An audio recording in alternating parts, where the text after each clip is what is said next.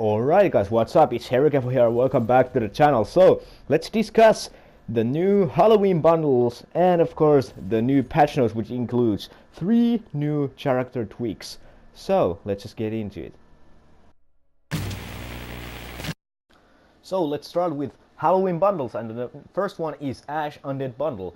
It costs 1200 Rainbow Six credits or 45k of renown. Horrify your target with the Ash Undead Bundle.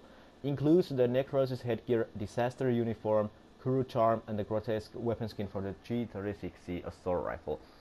It's a bit pricey, but if you like Ash, I think this is pretty cool outfit for her, and it definitely looks good. Next we have Psychopath Bug Bundle. The pricing is exactly the same, but let's get into it. Slaughter the opposing force with the Bug Psychopath Bundle. Includes the Dead Pines staff charm, Dead Pines uniform, slasher headgear, and the unhinged weapon skin for the C8 SFW assault rifle. So this is like a Jason Voorhees from the Friday the 13th, and I really enjoy this cap. I mean the headgear, and this definitely is worth your time and renown. Next up is my absolute favorite one because Hibana is bae, plus it's just so great. Vengeful Hibana Bundle. Punish your opponents with Hibana's Vengeful Bundles. Includes the ethereal weapon skin for the Type 89 assault rifle, Peekaboo charm, Yurei headgear, and Onryo uniform. So this is like The Grudge, the movie, and I just love it. I'm definitely going for this camo and outfit. This is my absolute favorite. Next up is something for you skeletal lovers. Skeletal Mira Bundle. Hunt your opponents with Mira Skeletal Bundle. Contains the Spectre uniform, Ghastly headgear, Scully charm, and the exoskeleton weapon skin for the Vector 45 ACP submachine gun. So this looks pretty neat for Mira, and I definitely love the charm on this one. If you like skeletons, you definitely will love this camo and bundle as a whole. And finally, we have my boy Pulse, Gouged Pulse Bundle. Wreak havoc on your opponents with Pulse's Gouged Bundle. Comes with the Reaper charm, Demise weapon skin for the UMP-45 submachine gun, Desecrator uniform, and Agonized headgear. This is my second favorite. I mean, just alone the headgear. Holy crap, that just looks so creepy. That's sick. That's sick. I don't know why, but it just gives me like a... What is the vibe? I don't know the name of the movie, but that is definitely sick. Alright guys, so let's get into the patch notes. We covered the Halloween bundles. They are worth the renown. I don't think they are worth the Rainbow Six credits though, because it's real money. But anyways, let's just not talk about that anymore. You do what you do, but I'm not gonna read those network improvements patches as they are not that interesting, I think. I mean, I'm not that like a tech dude, and I don't know what's going on in the background. I only see what's on the outside or in the game. But anyways, let's start with our first operator who got tweaked, and it is going to be Capcan. As you guys can see on the gameplay just before I went away to this Elysian, I put this booby trap and they made like this. So Capcan carries 5 entry denial devices. They are harder to see and deal 60 damage each. The trip laser will fade to the extent of disappearing after deployment. This comes at a cost, as the traps will no longer be instant kills, dealing a 60 HP damage. Thanks to his improved traps, Capcan will also gain in speed. He will now be a 2-speed operator instead of 1-speed. This will allow Capcan to have a bit more versatility as a defender.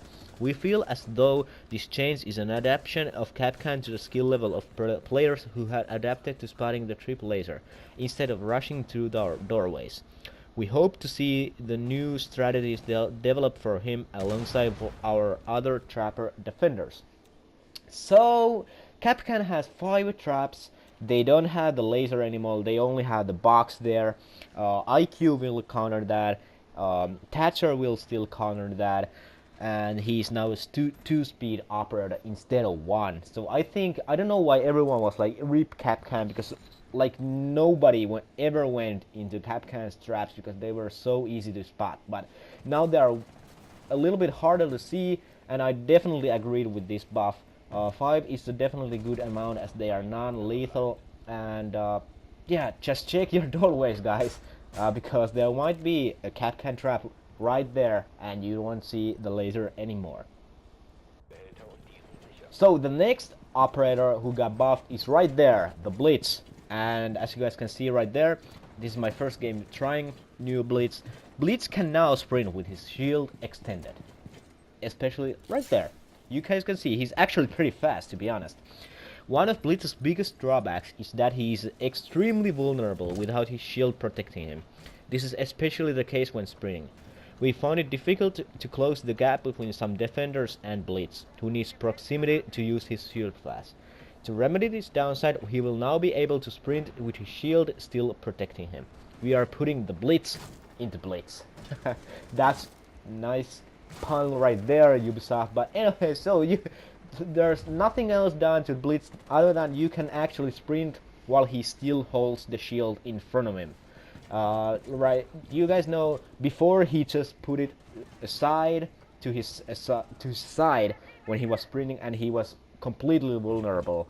Now he's still exposing his legs when he is sprinting, but at least you have nowhere near the amount of skin showing on what you had before. I mean, it's just so much better right now. I know this can get a little bit annoying as Blitz can now rush you a little bit better, but this was the buff the Blitz actually really needed, and I definitely agree with this buff, and I'm going to get a nice little double kill right here. But so you can now sprint with Blitz while still holding your shield, and I think that's really cool change for Blitz, and I definitely agree with this buff as well.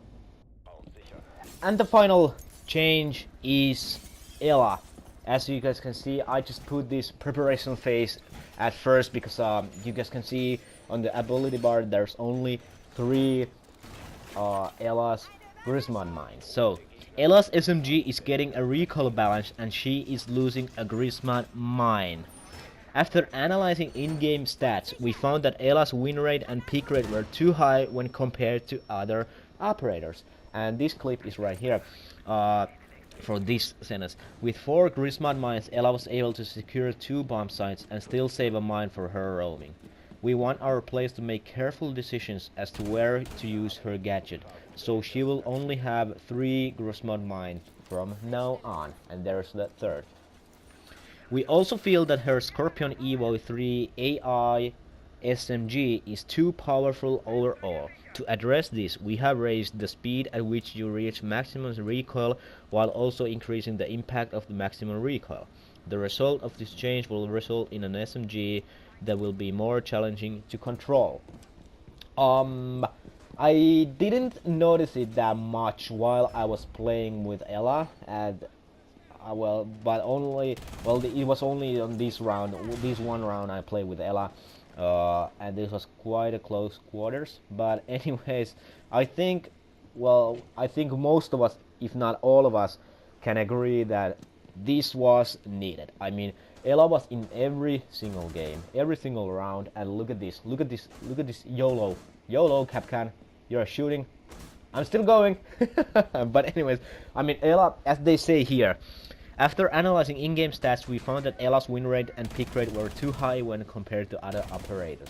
And that's true. I mean, she was in every lobby and she was dominant. She's still dominant. I don't want you guys to think that Scorpion Evo is a trash weapon at the moment. It's not. It's a really good weapon still, but it's not.